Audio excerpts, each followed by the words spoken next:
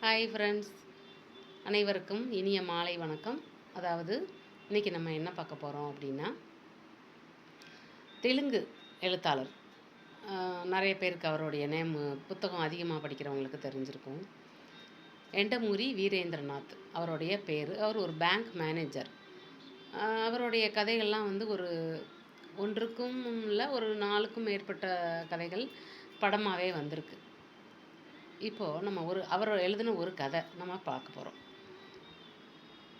அந்த கதையில் வர்ற கதாநாயகன் வந்து இந்த சாரி இருக்கு இல்லையா, சேலை, சுங்கடி சேலைகள், நூல் சேலைகள், இந்த மாதிரியான சேலைகளை வந்து நெசவு பண்ணுற வீட்டில் அவன் பிறந்து வளர்ந்து அந்த ஒரு 18 வயசு 20 18லேருந்து ஒரு 20 வயசுக்குள்ளே இருக்க பையனா அவங்க மாமாவோட சேலை வியாபாரம் பண்ணிகிட்ருப்பான்.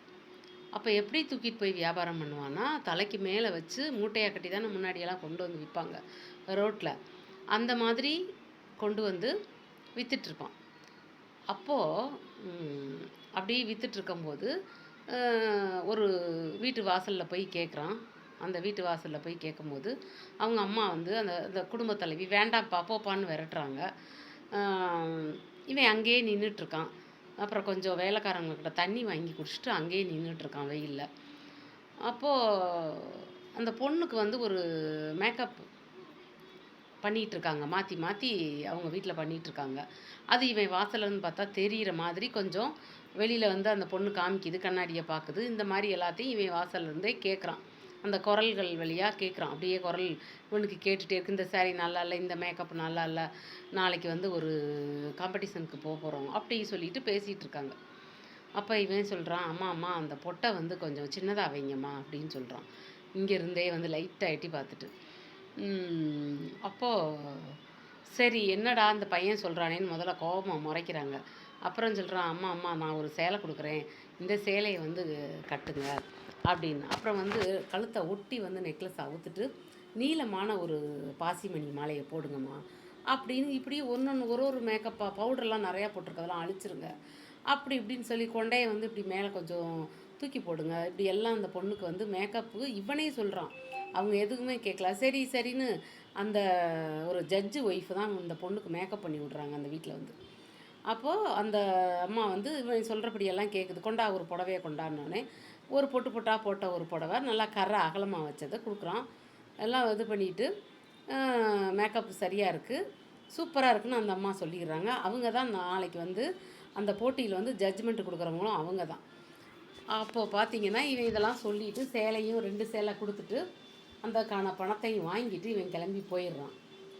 போன பிற்பாடு இவன் அப்படியே கொஞ்சம் கொஞ்சமாக முன்னேறி ஒரு பெரிய ஒரு எப்படி சொல்கிறதுனா பெரிய ஒரு டெக்ஸ்டைல் நிறுவனம் அப்படின்னு ரவி தேஜா, அந்த கதையில் அவனோட பேர் வந்து ரவி தேஜான்னா அந்த டெக்ஸ்டைலில் வந்து இவனும் ஒரு பெரும் புள்ளியாக வந்து இருக்கான்.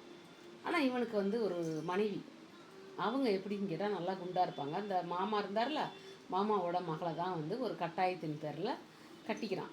அவங்க 2 பேரும் இறந்து போகிறப்போ வந்து ஒரு சத்தியம் வாங்கினதுனால அந்த சத்தியத்தை மீறக்கூடாதுன்னு சொல்லிட்டு கட்டிக்கிறான். கட்டிட்டு இந்த பொண்ணு வந்து குண்டாக இருக்குது, குழந்தை கிடையாது இவங்களுக்கு. அப்போ அப்படி இருக்கும்போது இந்த பொண்ணு வந்து ஒரு ரசனையே இல்லாமல் இருக்கும். இவனோட ஒய்ஃப் வந்து இவனுக்கு எவ்வளவுக்கு எவ்வளவு ரசனை இருக்கோ அவ்வளோக்கு அவ்வளோ அது மட்டமாக இருக்கும். இவன் கடையிலேருந்து ஒரு புடவை கூட அதை எடுத்துக்காது.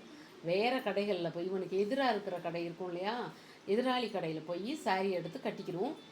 இவன் சொல்கிறது எதுவுமே கேட்காது, ரசனையே இருக்காதுன்னு வச்சுக்கோங்களேன். ஆனாலும் இந்த ரவி தேஜா வந்து அப்படியே வந்து ரொம்ப வந்து அந்த வீட்டில் உள்ள அந்த ஒரு இதெல்லாம் வந்து பெருசுப்படுத்தாமல், குழந்தை இல்லையே பெருசுப்படுத்தலை, மனைவி சரியில்லையே, இப்படி இருக்காளே, நம்மளுக்கு ஏற்ற மாதிரி மனைவி இல்லையேன்னு எல்லாமே தெரிஞ்சும் அவள் ஏதாவது சொன்னால் ரொம்ப கத்துவா, அழுவா, எதையாவது தூக்கி போட்டு உடப்பா. நான் வந்து உனக்கு பொருத்தமாக இல்லைன்னு சொல்லி தான் நீ வந்து இப்படி வந்து பண்ணுற அப்படியெல்லாம் சொல்லி இவனை வந்து ஒரு ஆஃப் பண்ணிடுறது. சரி அப்படின்னு சொல்லிட்டு இவனும் வந்து விட்டுருவான். ஆனால் பயங்கரமாக கொடி கட்டி பறக்கிறாங்க டெக்ஸ்டைலில். அப்போது அவனுக்கு வந்து சின்ன வந்து ஒரு இதாக இருந்தாலும் சரி, சின்ன பிரச்சனையாக இருந்தாலும் சரி, பெரிய பிரச்சனையாக இருந்தாலும் சரி சமாளிக்க தெரியும் அவனுக்கு. குழாயில் தண்ணி பிடிச்சும் குடிச்சுக்கிருவான். நல்ல தண்ணி கிடைக்குது அப்படின்னா வீட்டில் அதையும் குடிச்சு தான் இவன் வளர்ந்துருக்கான். அதே மாதிரி தான் கடைசி வரைக்கும் அவன் இருப்பான் பார்த்துக்கோங்க. அந்த மாதிரி இந்த கதையில் வந்து இன்னும் நிறைய வந்து நம்ம வந்து கருத்துக்கள் நிறைய இருக்குது, எடுத்துக்கிடலாம். அந்த பொண்ணும் வந்து அந்த 18 வயசில் ஒரு பொண்ணு காம்படிஷன் போச்சு பார்த்தீங்களா? அந்த பொண்ணு பெரிய, அதாவது இவனோட அந்த எதிராளி கடை கடைக்காரருக்கு மனைவியாக வந்துடுது, 2வது மனைவியாக வந்துடுது.